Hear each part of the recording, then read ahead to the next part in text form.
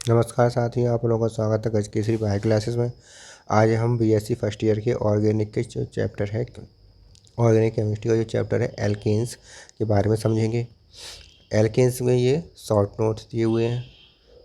Alkanes में देखिए general alkanes का ये जैसे मीथेन जनरल फार्मूला जो होता है इसका क्या होता है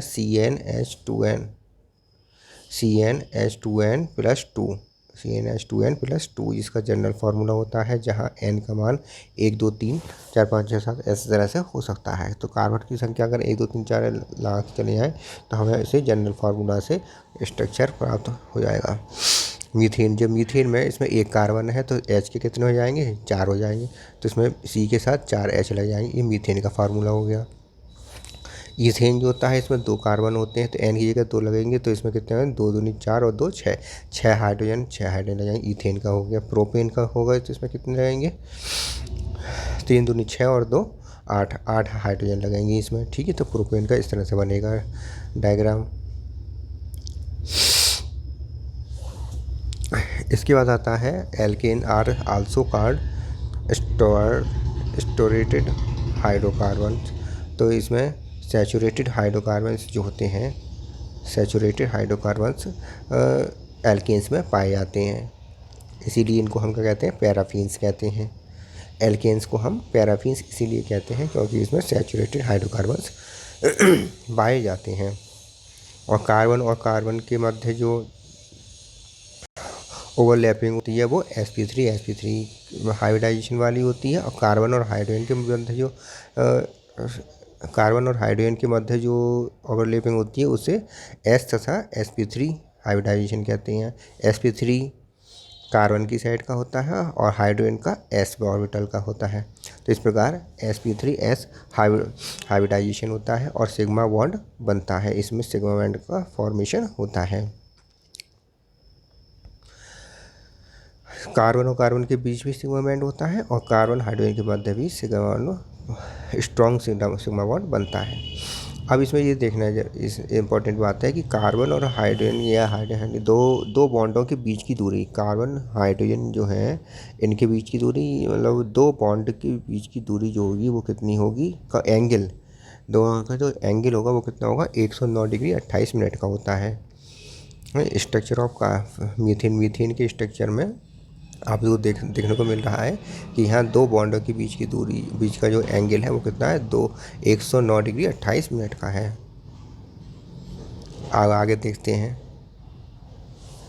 प्रीफिक्स क्या होते हैं, जो मतलब शुरू में लगाए जाते हैं।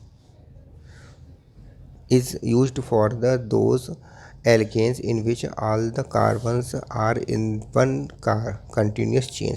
सारे कार्बन एक कंटिन्यूस चेन में लगे होते हैं तो उस जगह प्रीफिक्स n का प्रयोग किया जाता है। जैसे prefix n stand for normal, n का मतलब क्या होगा, नॉर्मल या n का प्रयोग जब प्रीफिक्स का यूज़ कर रहे हैं तो वो नॉर्मल चेन होगी। तो ऐसी चेन जिसमें कार्बन जो होंगे सारे एक कंटिन्यूस चेन में लगे होते हैं, जैसे कि ये है ब्यूटेन में CH3 लगा हुआ है, इसमें सारे कार्बन एक चेन में लगे हुए हैं, इसलिए ये नॉर्मल ब्यूटेन हो गया। n ब्यूटेन इसे हम कहेंगे। पेंटेन में n पेंटेन कहेंगे, इसे हम क्या कहेंगे, इसे n पेंटेन कहेंगे। प्रीफिक्स, अब देखिए आइसो, अगर आइसो प्रीफिक्स लग रहा है तो इसमें क्या होगा कि इसमें जो एल्केन होते हैं जिसमें क्या होता है मिथाइल ग्रुप, जिसमें मिथाइल ग्रुप लगा होता है attached second last carbon atom, जो दूसरा लास्ट कार्बन एटम होता है उसके साथ सेकंड कार्बन के साथ मिथाइल ग्रुप लगा होता है, तब हम प्रीफिक्स लगाते हैं आइसो प्रीफिक्स लगाते हैं। जैसे कि इसमें देखिए आइसोब्यूटेन में दूसरे कार्बन के पास दूसरे कार्बन के साथ मिथाइल ग्रुप लगा हुआ है, इसलिए इसे हम कहेंगे आइसोब्यूटेन कहेंगे। इसमें 1 2 3 4 दूसरे कार्बन के पास मिथाइल ग्रुप लगा हुआ है, इसलिए हम इसे कहेंगे आइसोपेंटेन कहेंगे। इसे हम टोटल 5 कार्बन है तो आइसोपेंटेन कहेंगे इसे हम। अब आता है प्रीफिक्स नियो प्रीफिक्स जो होता है वो कब लगता है, ऐसा नियो जो प्रीफिक्स होता है वो तब लगता है जब methyl group second last carbon atom के साथ कंटिन्यूस करता है। जैसे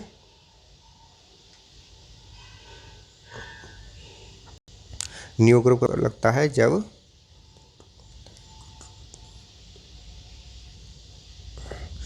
दो मिथाइल ग्रुप लगी होती हैं, सेकंड लास्ट के दो मिथाइल ग्रुप लगे होते हैं तो न्यू ग्रुप होता है। नहीं, आइसो ग्रुप होता है, ये तो आइसो है। न्यू ग्रुप कब होता है? जब एक कार्बन पर चारों एक ही कार्बन की चारों अलग अलग मिथाइल ग्रुप लगे होते हैं। चार मिथाइल ग्रुप जब टोटल चार मिथाइल एक ही कार्बन पर लगे होते हैं तब उसे हम कहते हैं न्यू ग्रुप कहते हैं। तो new pentane, new butane. New butane कैसे बनेगा? सी बीच में आएगा और इसके चारों तरफ मिथाइल मिथाइल ग्रुप लगे होंगे। ठीक है, तो ये न्यू ब्यूटेन नाम हो जाएगा इसका। तो न्यू ब्यूटेन का मैं चित्र डायग्राम बना दे रहा हूँ ऐसे ही। न्यू ब्यूटेन, ये CH3 तो चार कार्बन जो लगे हैं वो एक सेंट्रल कार्बन के चारों तरफ लगे हुए हैं, इसे कहेंगे न्यू ब्यूटेन। न्यू ब्यूटेन कहेंगे, सॉरी न्यू पेंटेन कहेंगे इसे, न्यू पेंटेन कहेंगे। और ये क्या है? चतुर्थ डिग्री का 4 डिग्री का कार्बन कहा जाता है इसे।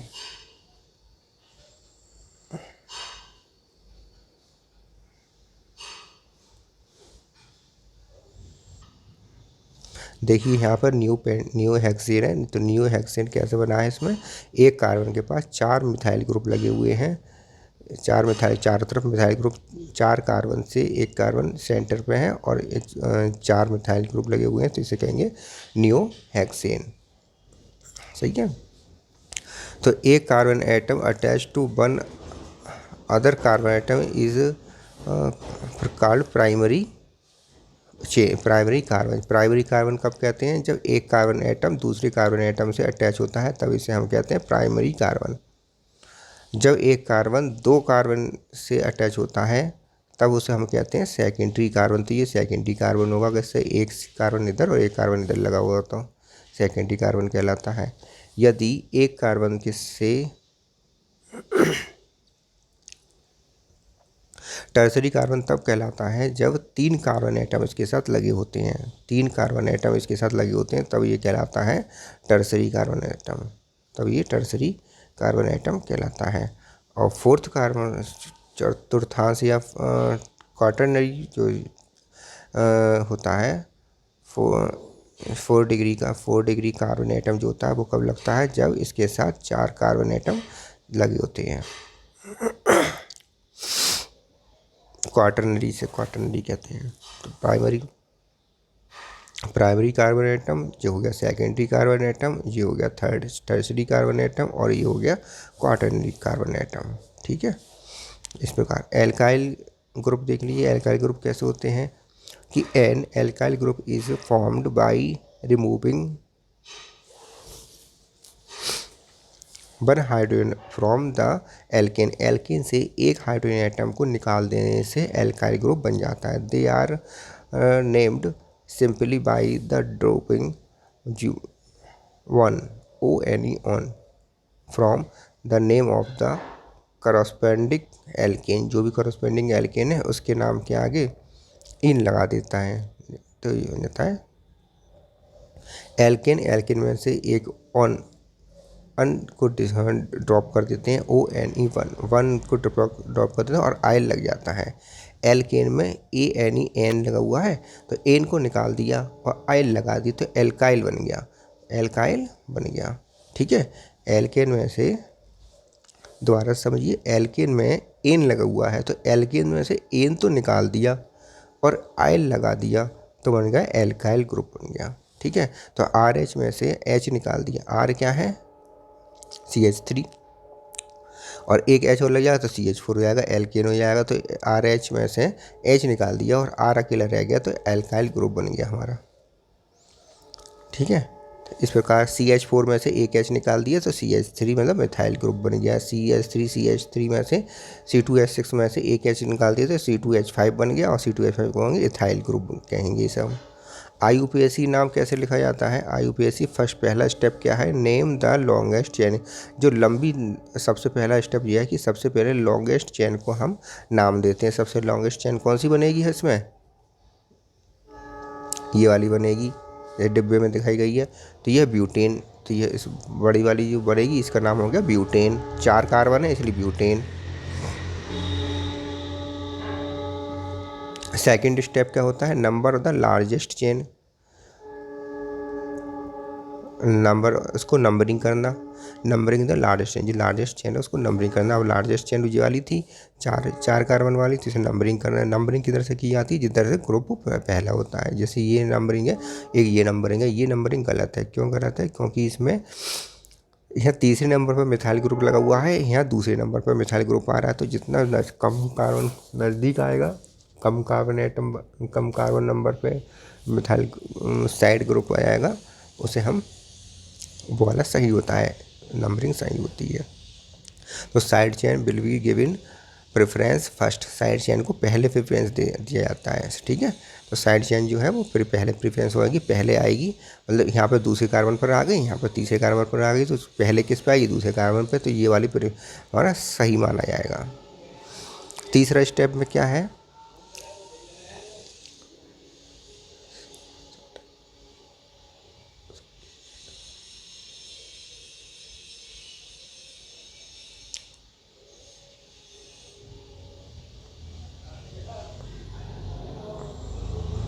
सब्स्टिट्यूट का नाम रखा जाता है। ये सब्स्टिट्यूट जो साथ में लगा हुआ है उसका हमें नाम रखना होता है। तो सब्स्टिट्यूट का कौन सा सब्स्टिट्यूट लगा हुआ है यहाँ पे, CH3। तो CH3 लगा तो मिथाइल ग्रुप, मिथाइल ग्रुप का हमें नाम इसमें लगाना पड़ेगा। ऊपर तो 1 2 3 4 हो गए, नंबरिंग भी हो गई, लॉन्गेस्ट चेन भी देख ली। अब हमें मिथाइल ग्रुप इसमें ऐड होगा। साइड चेन जो है, साइड चेन है या साइड में जो भी ग्रुप है उसका, उस सब्स्टिट्यूट का नाम रखना पड़ेगा। तो इसमें मिथाइल लगा हुआ है तो मिथाइल ग्रुप लग गया, रख दिया।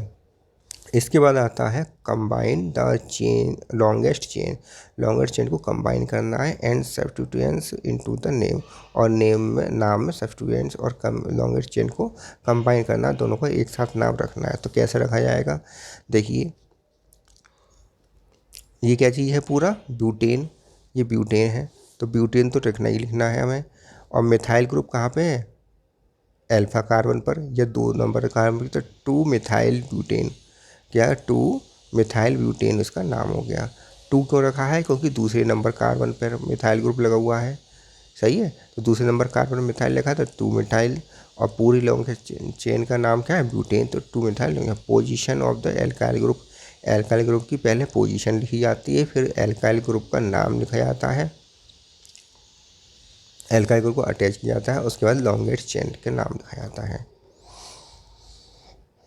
ठीक है। तो पहले एल्काइल ग्रुप का नाम लिखा जाता है, फिर अटैच्ड ग्रुप का नाम, अटैच्ड एल्काइल ग्रुप का नाम लिखा जाता है, उसके बाद फिर लॉन्गेस्ट चेन का नाम लिखा जाता है। पाँचवा क्या है, indicate the number and substitute groups, substitution जो ग्रुप है और नंबर है उसको इंडिकेट करना।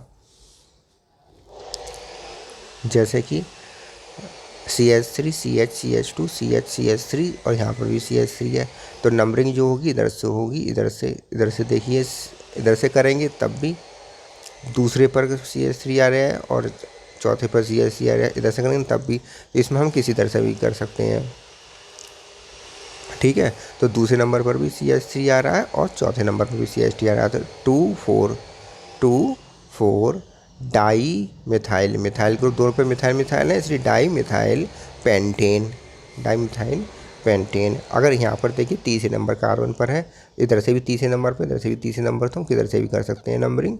और तीसरे नंबर पर 2 मिथाइल हैं, तो 3 डाई मिथाइल, 2 मिथाइल हैं और दोनों 3 नंबर पर है, तो 3 डाई मिथाइल पेंटेन, इस तरह से नाम लिखा जाएगा इसका, ठीक है। इसके बाद आता है method of preparation of alkane, alkane को बनाने के लिए क्या कौन कौन से मेथड हैं वो आप देख लीजिए, इम्पॉर्टेंट चीज़ है ये बनाने का।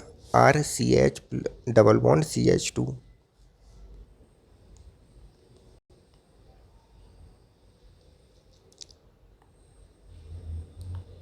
Hydrogenation of alkenes and alkyl. तो एल्काइन्स और एल्कीन्स का हम जो हाइड्रोजनेशन करते हैं उसमें हाइड्रोजन डाल देते हैं, क्योंकि हाइड्रोजन निकलने से, एल्किन में से हाइड्रोजन निकलने से ही तो बनते हैं ये। अब इसमें हम हाइड्रोजन को मिक्स कर देंगे, ऐड कर देंगे, तब हमें एल्किन प्राप्त हो जाएंगे। देखिए कैसे, RCH डबल बॉन्ड CH2 में हाइड्रोजन डालेंगे, निकल की उपस्थिति में गर्म करेंगे, तब बन जाएगा RCH2 CH3। बॉन्ड यहाँ का जो था ये बॉन्ड एक बॉन्ड हट जाएगा और 2 इलेक्ट्रॉन यहाँ फ्री हो जाएंगे। यहाँ पर फिर HH यहाँ 2 इलेक्ट्रॉन फ्री हो जाएंगे। इस वाले कार्बन पर जो इलेक्ट्रॉन फ्री होगा उस पर एक H लग जाएगा। इस वाले कार्बन पर जो H होगा इलेक्ट्रॉन फ्री उस पर एक H लग जाएगा। तो बन जाएगा CH2 RCH2 CH3, इस तरह से बन जाएगा। अब आता है CH2 double bond CH2 plus hydrogen निकल की उपस्थिति में CH3 CH2 बॉन्ड हट जाएगा और दोनों कार्बन पर एक एक इलेक्ट्रॉन फ्री हो जाएगा, वहाँ हाइड्रोजन ऐड हो जाएगा। CH triple bond CH alkyne acetylene है। ये क्या है CH triple bond CH3 CH double triple bond CH, तो ये होगा एल्कीन बस एसिटिलीन को जब हाइड्रोजन के साथ रिएक्शन कराएंगे तब क्या बनेगा कि 2 बॉन्ड, इसमें 3 बॉन्ड है, 3 बॉन्ड में एक रहना है 2 हटने हैं, 2 हटेंगे बॉन्ड तो कितने इलेक्ट्रॉन फ्री होंगे 4। 2 बॉन्ड हटने पर, एक बॉन्ड हटने पर 2 इलेक्ट्रॉन फ्री होते हैं, तो जो 2 बॉन्ड हटने पर 4 इलेक्ट्रॉन फ्री होंगे। 4 हाइड्रोजन की जरूरत पड़ेगी और 4 हाइड्रोजन इसमें लगा दिए जाएंगे और बन जाएगा CH3 बॉन्ड CH3 C2H6 के, जिसे हम क्या कहते हैं इथेन के, जिसे हम क्या कहते हैं ईथेन कहते हैं। इसके बाद आता है reaction of alkyl halide. Alkyl halide की रिएक्शंस कौन कौन सी हैं? Reactions of the alkyl halide, तो एल्काइल हैलाइड जी रहे एल्काइल RX, इसके जब रिएक्शन हाइड्रोजन के साथ कराएंगे, नवजात हाइड्रोजन के साथ कराएंगे, तो इसमें क्या होगा एल्कीन बनेगा और HX बनेगा। ठीक है, CH3 CH2 Br के साथ नवजात हाइड्रोजन के साथ क्रिया कराएंगे तो HBr बनेगा और CH3 CH3 बनेगा।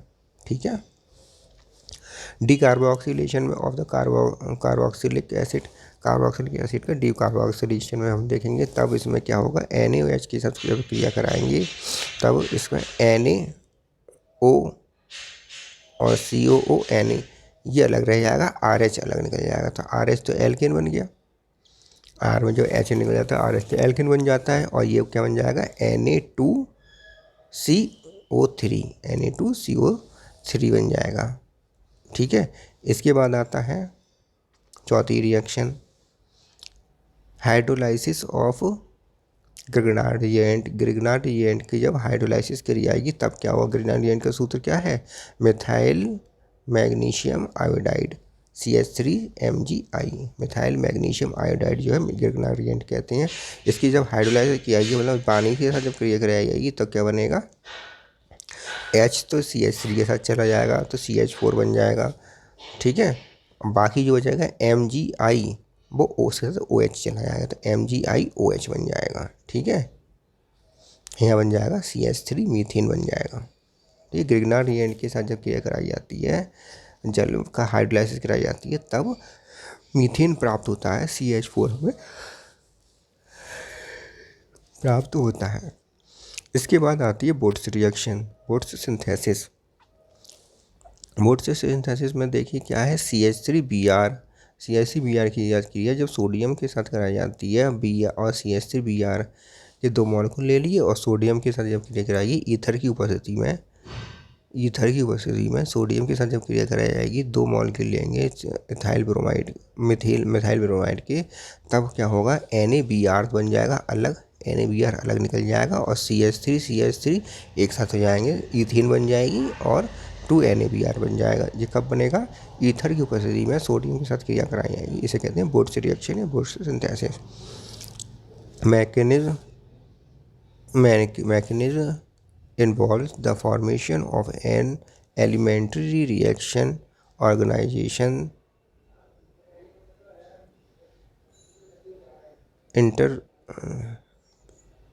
intermediate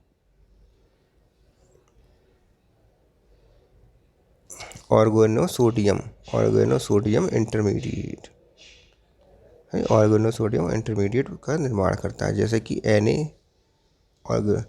का जब RX के साथ जब क्रिया कराई जाएगी तो RNA बन जाएगा, H की Na लग जाएगा, RNA बन जाएगा और NaX निकल जाएगा।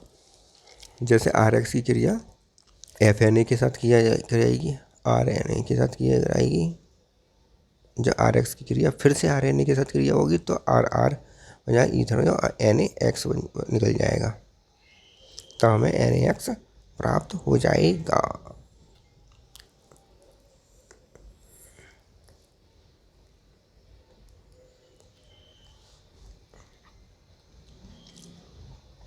RX की रिएक्शन जब सोडियम के साथ कराई जाएगी तो RNA बनेगा और NaX बनेगा। RNA की क्रिया फिर से RX के साथ होगी तब ये क्या बनेगा, जब फिर से RX के साथ होगी तब RR बन जाएगा और NaX बन जाएगा। इस तरह से ये क्रिया कंप्लीट हो जाती है। इसके बाद आता है CH3CH2Cl के जब सोडियम क्लोराइड के साथ सोडियम के साथ क्रिया कराएगी CH3Cl के साथ तो NaCl 2NaCl निकल जाएगा और CH3CH2CH3 बन जाएगा। CH3Cl की क्रिया जब CH3Cl के साथ की जाएगी तो 2NaCl बन जाएगा और CH3CH3 बन जाएगा। ऐसे ही यहाँ 2NaCl निकल जाएगा और CH3CH2CH2CH3 बन जाएगा। ठीक है, इस तरह से ये क्रियाएं होंगी।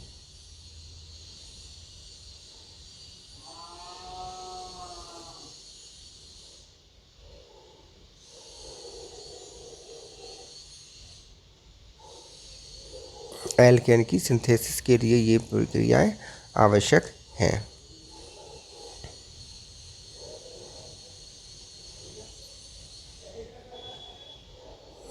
अब नेक्स्ट जो हम नेक्स्ट वीडियो में पढ़ा देंगे। फिलहाल